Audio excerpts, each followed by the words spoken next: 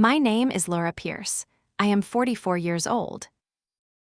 3 months ago, I was looking for a beach rental in Santa Monica, California, for a trip I'd been planning for almost a year. Airbnb showed me a listing it thought I might like. A charming coastal cottage with a wraparound porch and a view of the dunes. It was my mother's house. The one my brother had been living in for 3 years.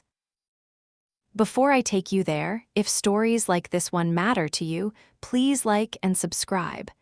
And in the comments, tell me where you're watching from and what time it is right now. I read everyone. Now let me take you back to the beginning. I grew up in Raleigh, North Carolina, the older of 2 kids by 4 years. My dad, Gary, worked 30 years as a machinist. My mom, Diane, did the books for a small HVAC company, which is funny looking back because that's exactly what I do now, except I never planned it that way. It just turned out I was good with numbers, the same way she was. Every summer, for 1 week, we drove out to a rental cottage on Dune Drive in Nags Head on the Outer Banks. Same week, almost every year from the time I was 6 until I was in my 30s, even after my dad died, even after I had my own kids, even the years it was hard to get everyone there at the same time. Eventually, my parents bought a small place out there themselves, a few streets back from the water, and it became less of a trip and more of just the place. Holidays, slow weekends, the spot where all 4 of us ended up, eventually, every year. On one of those early trips, I must have been 7, my brother Kevin was 3, we stopped at a gas station outside Wilmington on the drive down. My dad came out of the store wearing a straw cowboy hat, grinning like an idiot, and he'd bought 3 more. 1 for my mom, 1 for me, 1, a tiny one, for Kevin, who immediately tried to eat his. It became a thing. Every year, the hats came out of the hall closet on the first morning of the trip, and that was it, you wore the hat. Birthdays, the 4th of July, my parents' 30th anniversary, my own wedding rehearsal dinner. There's a version of every major event in our family's life with 4 people in straw cowboy hats, getting more sun-faded and bent every year. By the time my dad died, the hats lived on a row of hooks by the back door of the Nags Head house. Nobody ever talked about it, they were just there, like the house itself. My dad died 9 years ago. Heart attack, fast, no warning, he was 61. After that, things in our family quietly rearranged themselves the way they do. My mom kept the house in Raleigh and the place in Nags Head, but her income dropped to just his pension and Social Security, and it wasn't quite enough, not for 2 properties, not with rising taxes and insurance on a beach house. I started covering the gap. At first it was small, a few $100s here and there, property tax season, an unexpected roof repair. Within a couple years, it was closer to $800 a month, sometimes more, depending on the season. Kevin, meanwhile, was, and I want to be fair about this, not a bad guy, just someone who never quite landed anywhere. A series of jobs that lasted 8 months, a year, 18 months at the outside. Warehouse work, delivery driving, a stretch doing maintenance for an apartment complex. Every time one ended, there'd be a gap, sometimes 2 or 3 months, where he'd stay with a friend or with mom, and I'd send him $300 or $400 a month just to get back on his feet. I did this for 9 years. I want to say that number again because it matters, 9 years. I worked full-time as a bookkeeper for a property management company in Raleigh, and every spring, from January through April, I took on freelance tax prep work on top of that, 60, sometimes 70-hour weeks, 4 months a year, every year since my dad died. My husband, Mark, used to ask me gently every February like clockwork, "When does this end for you?" And I always had the same answer: when things settle down. Things did not settle down, not in the way I meant. My mom died 3 years ago. A stroke, sudden in her sleep at the Nags Head house, which was, in its own terrible way, exactly where she would have wanted to be. We buried her next to my dad, in Raleigh, on a Tuesday in March, during tax season, and I remember going back to client returns 3 days later because the deadlines didn't care. In the weeks after, Kevin and I had to figure out what to do with the house. It came to both of us 50-50, no surprise there. Mom's will was simple, she'd had it done years before. Selling it felt too fast, too final, right after losing her. So when Kevin said he wanted to keep it, said he'd actually just landed a real job, warehouse logistics, at a distribution center near Elizabeth City, less than an hour from Nags Head, and that moving into Mom's place made sense, he'd be close to work, he could keep an eye on the house. It felt like the answer had just appeared. I was happy for him. I want to be honest about that. Genuinely, embarrassingly happy. After 9 years of watching him almost get somewhere and then not, here was a real job, with a logical reason behind a real decision, and a place to live that solved 2 problems at once. I stopped sending him money that month. He didn't ask me to. I just quietly didn't do it anymore, and he didn't bring it up, and I told myself that was a good sign, that he didn't need it, that he was finally okay. For the first time in 9 years, in April of that year, I didn't take on extra tax clients. My husband and I went to the coast, not Nags Head, somewhere else, just for us, for 5 days. It was the first vacation longer than a weekend we'd taken together in over a decade. If you've ever carried something for someone for so long that putting it down felt like losing a part of yourself, drop a comment and tell me what that was. I want to know I'm not the only one. The next 3 years were quiet, in the specific way that years are quiet when you've stopped checking on something constantly. I called Kevin every couple of weeks, the way you do with a sibling who lives a few hours away. The conversations were short, normal, a little vague in the way Kevin's conversations had always been. Work's good. Busy season right now. Yeah, the house is fine. I had a guy out to look at the gutters. I switched to second shift. It's actually better, less traffic. None of it set off anything. Why would it?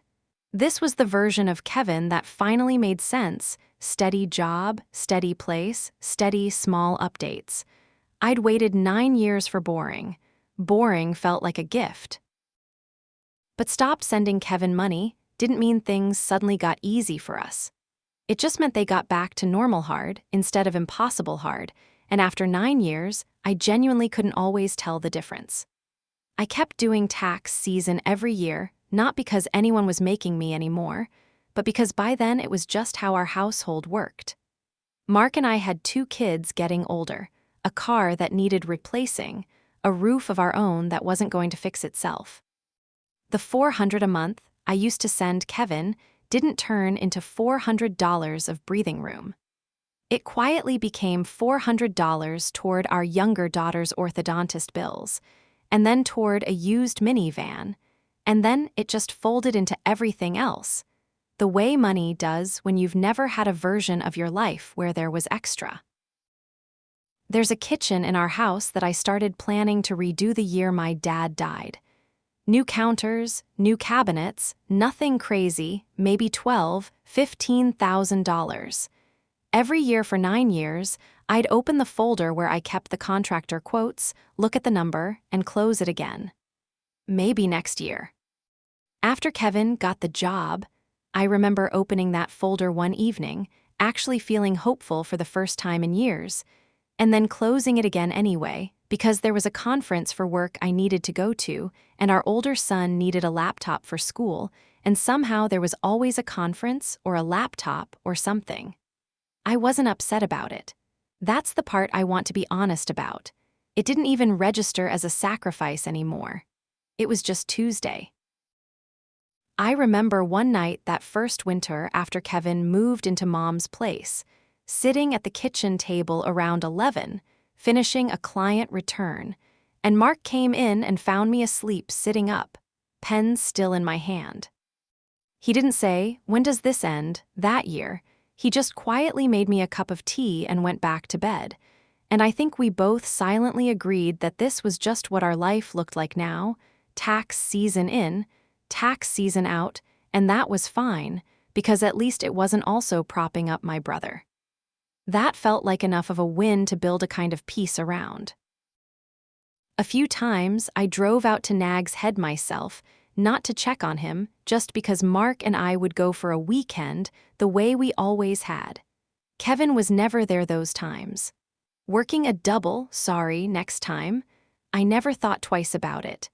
A man with a real job sometimes has to work on a Saturday. That's what having a job means.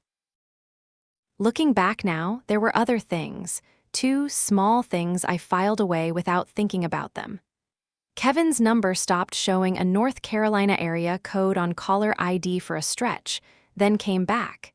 He mentioned, once, being at a friend's place in Wilmington for the weekend, which seemed normal enough. People have friends, people take weekends.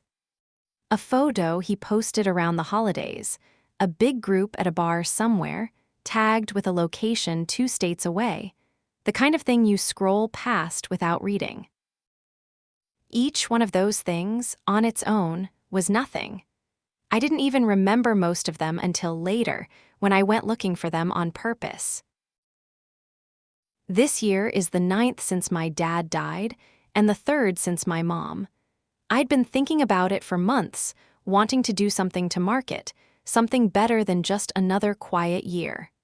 Mark and I started talking about Santa Monica. Santa Monica was the trip my parents took us on exactly once, when I was 12 and Kevin was 8, the one big real vacation of our childhood, flights, and everything, instead of the usual drive to the Outer Banks. We have a whole roll of film from that trip. The pier, the carousel, a photo of all 4 of us on the beach at sunset in the cowboy hats, because of course we brought them, my dad's idea, matching hats, 2 coasts. I wanted to go back, and I wanted to ask Kevin to come with us. Not out of obligation, I genuinely wanted it. The 2 of us, remembering our parents somewhere happy, somewhere that wasn't a cemetery in March. I even started thinking about whether the hats were still on those hooks at the Nags Head house, whether it would be strange or perfect to bring them. I was looking at rental listings for Santa Monica on a Tuesday night in October, scrolling through photos of beachfront condos, when Airbnb's algorithm did the thing it does, other homes you might like. A little carousel at the bottom of the page, places nowhere near Santa Monica, just things it thought matched my taste. One of the thumbnails was a wraparound porch with weathered gray shingles. I almost scrolled past it, then I didn't. I clicked on it. Charming coastal retreat, sleep 6 steps from the beach. Nags Head, North Carolina, 91 reviews. Booked, according to the calendar, almost every weekend going back as far as the calendar would show, 3 years. I sat there for a long moment looking at the porch. Then I started going through the photos, slowly, one at a time, the way you'd look through someone else's vacation pictures, except every single thing in them was something I recognized. The kitchen, repainted a soft sage green, but the same layout, the same window over the sink where my mom used to keep a row of little ceramic birds. Gone now, the windowsill empty and staged with a single glass jar of seashells. The living room, rearranged, my mom's reading chair gone, replaced with something from a furniture catalog. And then a photo of the back hallway, mudroom, the listing called it, convenient drop zone for beach gear. A row of empty hooks by the door. I zoomed in. I don't know what I was looking for exactly. I think some part of me already knew, and another part of me needed to see it confirmed. The hooks were just hooks. Bare wood, 4 of them, the same 4 hooks that had held 4 straw cowboy hats for over 20 years. They weren't there. Obviously, they weren't there. Nothing of my mother's was there. But somehow that was the photo that did it, not the missing chair, not the repainted kitchen. 4 empty hooks, photographed and uploaded as a selling point, extra storage for guests. Only 3% of people who watch a video like this one actually subscribe. If this story is hitting close to home, take a second and tap that button, it really does help. Okay, let's get into what I found next. I didn't call Kevin that night. I'm a bookkeeper. When something doesn't add up, my instinct isn't to ask the person who might be the problem, it's to find the records first. The booking calendar on the listing was public, so I could see the pattern at a glance. Nearly every weekend for 3 years, plus most of the summer weeks, booked solid. I cross-referenced it, almost as an afterthought, against my own call log with Kevin, the works good, busy season calls, the switch to second shift calls. A few of them lined up, almost too neatly. With weekends, the house was fully booked.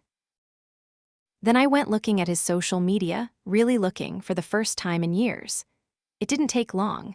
Photos at a bar in Wilmington. A long weekend at a lake house with friends I didn't recognize, tagged lake life. From a stretch, I remembered him telling me he was working doubles. A blurry photo from a concert in Charlotte, 4 hours from Nags Head, posted on a Saturday night. A Saturday the cottage was, according to the calendar, hosting a family of 5 from Ohio. Once I started looking, I couldn't stop. 3 years of it, scrolling backward month by month. A birthday dinner at a steakhouse in Raleigh, the kind of place with a wine list instead of a menu, captioned "Treat Yourself." Concert tickets, more than once, for shows 2 and 3 hours away. A weekend in Charleston with 4 other guys, brunch photos with mimosas, a rooftop bar at sunset. Tabs at bars that, when I did the math later, ran to $300 a night, more than once a week for years. I sat there with my laptop, doing what I do, adding it up, the way I add up everything. Conservatively, between the Airbnb income and what I'd been sending him for the 2 years before Mom died, Kevin had been living on something close to $4,000 or $5,000 a month. For years, with no rent, no job, and no bills besides his phone and whatever bar tab he'd run that week. He wasn't getting by. He wasn't between things. He was, by every measure I could see in front of me, living like a college kid on spring break. Except the spring break had lasted 3 years, and part of it had been funded, unknowingly, by my overtime. I want to be honest, this was the part that actually made me angry, more than the lie about the job, more than the empty hooks, at least at first. Not that he had fun. Everyone deserves some fun. It was that I'd spent those same 3 years still being careful, still checking prices before I ordered, still putting off the kitchen renovation, still saying maybe next year to things, because some part of me, even after I stopped sending him money, never fully stopped being the person who might need to. I called the distribution center in Elizabeth City, the one he'd told me he worked at, using my actual name, asking, truthfully, if they could confirm employment for a family matter. They had no record of a Kevin Pierce. Not currently. Not 3 years ago. Not ever. There was no job. There had never been a job. I drove out to see him 3 days later.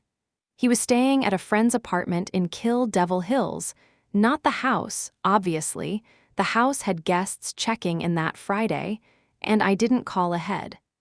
I think some part of me wanted to see his face before he had time to build a version of this. He answered the door in a t-shirt and basketball shorts, mid-afternoon on a Tuesday, and for a second he just looked confused to see me. Then I watched it land. I didn't yell. I want to be clear about that because I know some of you are waiting for the part where I yell and it isn't coming. I sat down on the arm of his friend's couch and I told him I knew about the Airbnb.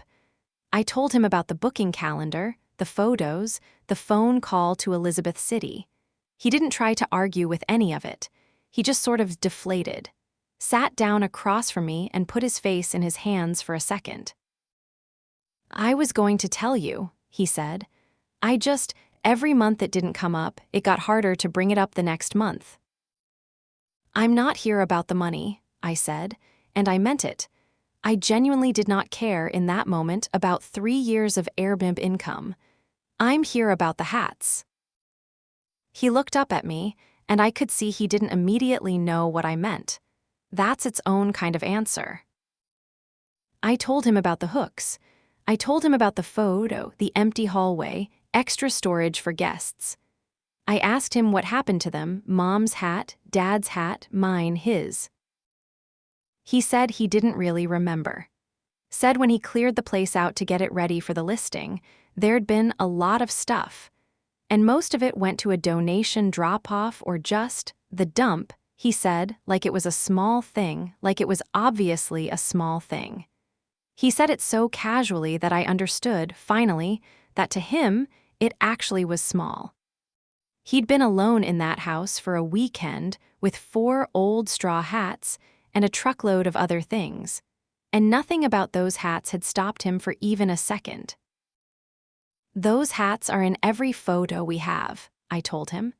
"Every single one. Mom and Dad's anniversary, my wedding, Santa Monica when we were kids, 25 years of pictures, and you threw them in a dumpster so the listing photos would look cleaner." He didn't have anything to say to that. Not really. He apologized. I think he meant it, but it was the kind of apology that comes from finally understanding the size of something, after the fact, when there's nothing left to do about it. Here's what I want you to understand about what happened next. I didn't scream. I didn't threaten to sue him, even though I probably could have, given it was half my house too. I just told him calmly that I was changing the locks and that I'd be taking over managing the property from here, the listing, the bookings, all of it. He could keep his half of whatever it was worth if we ever sold it. But he wasn't going to be the one deciding what happened to it, or what got thrown away from it anymore. He didn't fight me on it. I think, honestly, some part of him was relieved, the same way I'd once felt relieved 3 years earlier, thinking the opposite thing about him. I had the locks changed that week. I drove out myself, let the cleaning crew know there'd be a new contact, and spent an afternoon walking through the house alone for the first time since the funeral. It was strange, emptier than I remembered, staged and neutral in the way rentals are, smelling like a candle instead of like my mother's house. But it was quiet, and it was, for the first time in 3 years, actually mine to be quiet in. 2 weeks later, Mark and I drove out to California for the Santa Monica trip. I didn't ask Kevin to come. Not as a punishment. I want to be honest, it wasn't really a decision at all, in the end. It just didn't occur to me to ask, the same way it hadn't occurred to him to think twice about 4 hats on a hook. About 40 minutes outside LA, we stopped to fill up the rental car at a gas station just off the highway. While Mark pumped the gas, I went inside for water and ended up standing in front of a little spinner rack near the register, keychains, postcards, those foam state-shaped magnets, and cowboy hats. Cheap, straw, exactly the kind of thing you'd grab on a whim at a gas station outside Wilmington 30-some years ago, if you were the kind of person who did things like that. I stood there for a second longer than I needed to. Then I smiled, not a sad smile, just a small one, and I bought 3. The cashier rang them up without a second glance, had no idea what they were, and the whole thing took less than 2 minutes. The next afternoon, on the beach in Santa Monica, in roughly the same spot as that old photo from when I was 12, I set up 2 folding chairs. I put 1 new straw hat on each chair. I put the 3rd one on my own head, and I asked Mark to take the picture. 3 hats, 2 empty chairs. Me, standing in the middle, in a hat that was about 18 hours old. It's not the same photo as the one from when I was a kid. It's not supposed to be. Nothing in it is the original, not the hats, not the chairs, not even all 4 of us. But it's ours, and we made it on purpose, and nobody can throw this one away because this one isn't a thing. It's just a photo on my phone and a memory of a Tuesday afternoon when I decided that 25 years of family didn't live in a box of old straw hats after all. I've thought about this a lot since. Here's where I landed. One relief can feel exactly like resolution, even when it's actually just the absence of information. I mistook. I stopped worrying, for everything is fine, and they are not the same thing. 2. The things that mattered most to me were never going to matter the same way to someone who wasn't standing where I was standing. That doesn't make him evil. It just means we were never keeping the same things safe. 3. 9 years of showing up for someone doesn't entitle you to anything, but it's still allowed to mean something to you when it turns out you didn't have to. 4. Some things really can be replaced, not in the sense of pretending nothing happened, but in the sense that the memory was never actually inside the object. It was inside the people who kept choosing to make new ones. 5. You don't always get a say in what gets kept, but you almost always get a say in what gets rebuilt and who gets to be in the picture next time. If this story meant something to you, I'd love to hear from you. Drop a comment and tell me about something small, an object, a tradition, a habit that means more to your family than it would ever look like to anyone else. I read every one.